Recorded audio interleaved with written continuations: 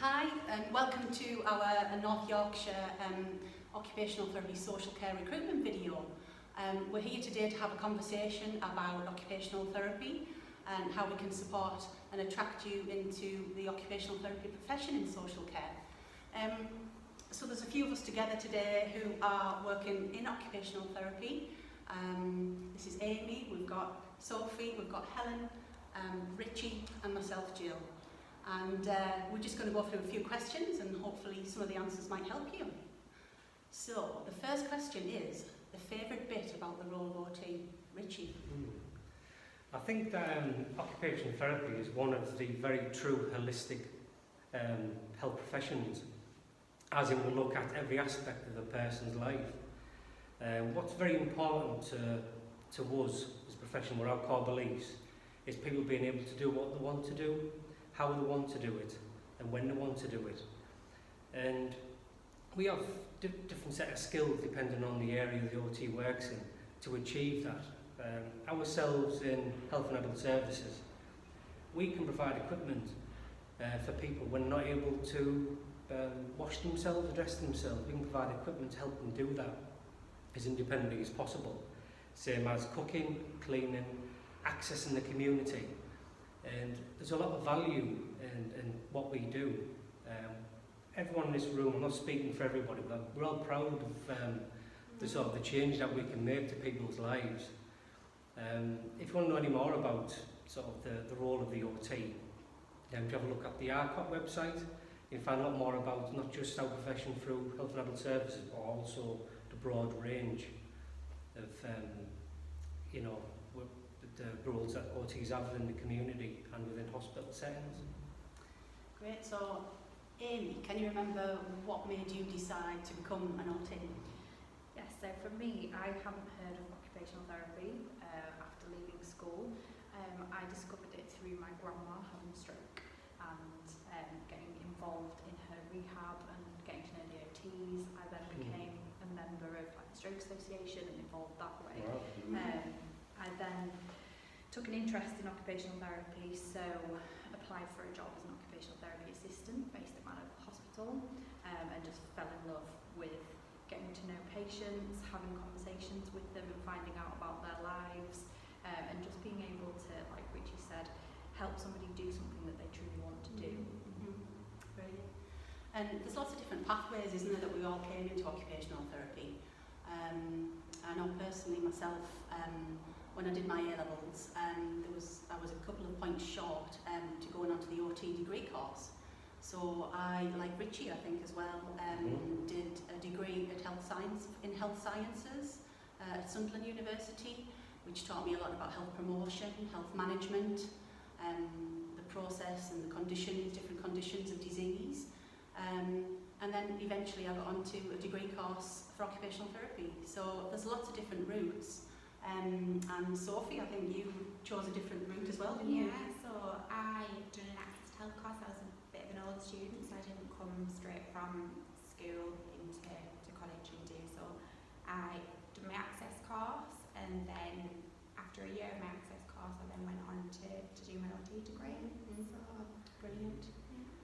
So the next question is the biggest misconception about the role of an occupational therapist.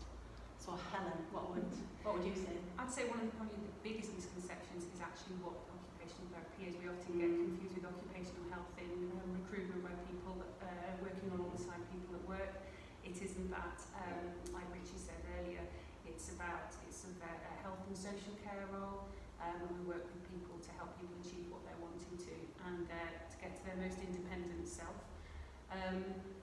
And we do often get closely linked to social workers as well, because especially if you work in social care, our roles do cross very closely, but we do have a very specific skill set about rehabilitation and helping re-able people really to, like I said before, to achieve what they want to do. Brilliant. And okay, here's a good question. The most challenging part of the job. So let's start with Sophie.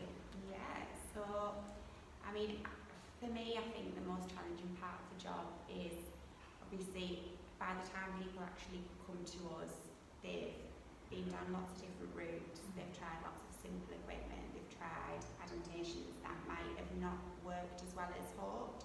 So by the time we actually get to see people, you know, we're kind of last chance saloon really. So, you know, although it is a challenging part of the job, it is, you know, what makes it quite rewarding as well, the fact that we can think of these out of the box ideas and, you know, really help somebody to, you know, to become more independent. We see a lot of complex situations, don't we? You know, Yeah, absolutely. and I think what there is some of the reward and around being able to help someone in those situations. Yeah. You know. It's sometimes really, it can be a little bit soul destroying in terms of we're not able to solve everything. Although as an occupational therapist, a massive common denominator between us all is that skill to come up with solutions. So as much as we might be able to offer a service at a certain time, there's always other advice and information we can give, and I think we pride ourselves on that as well, don't we? We do. We're part of the bigger MDT, aren't we? We are. You know, so it's kind of, although the job can be challenging, you have your team around you that is there to support you. You know, it's not everybody knows the answer, but together you might be able to find that answer.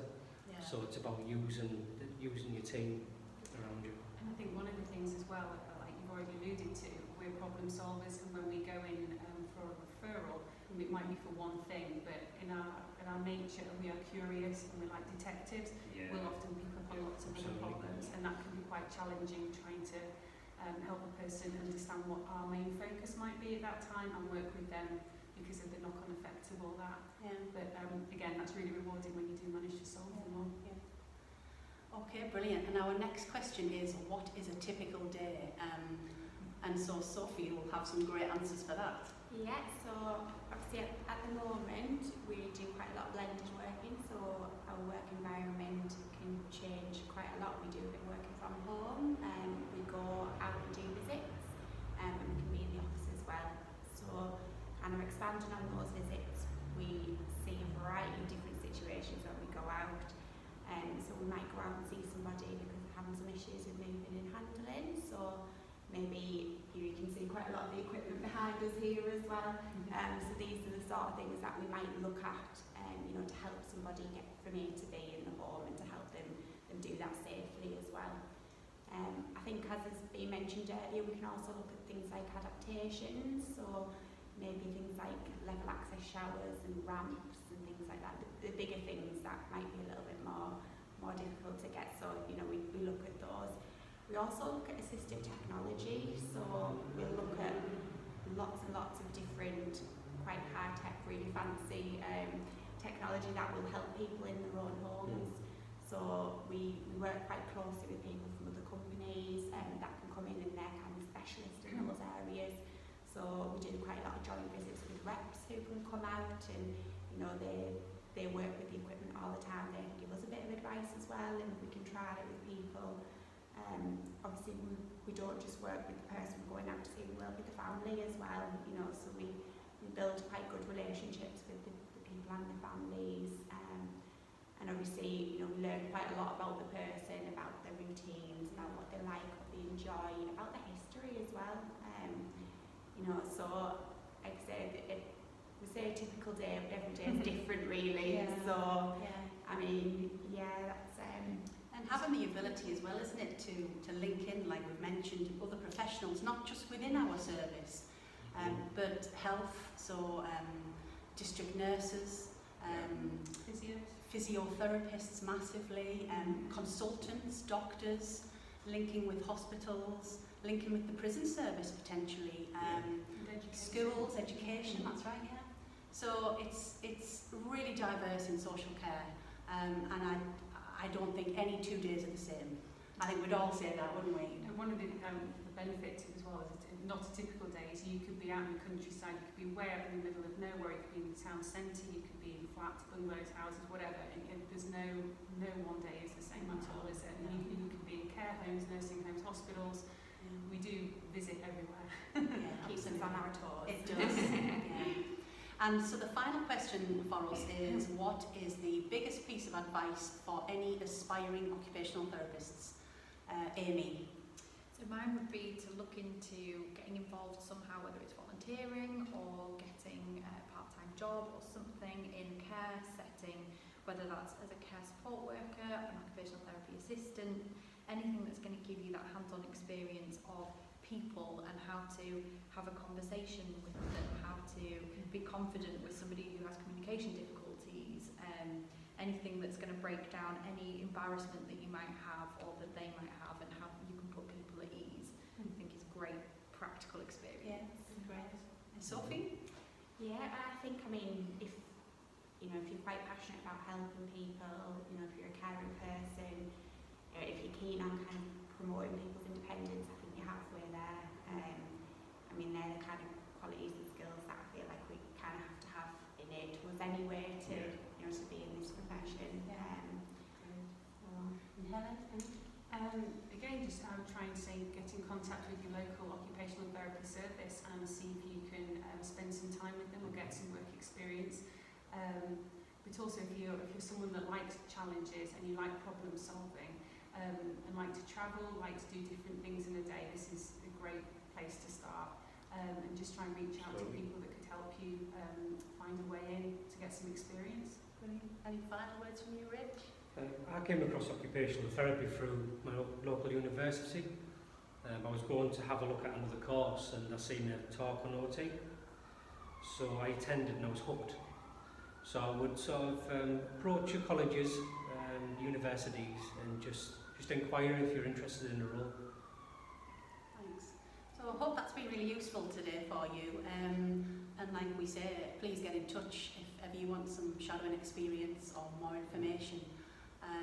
And really do consider a career in social care. You're more than welcome. Occupational therapy. Thank you. Thanks very much. Thank you. Thank you.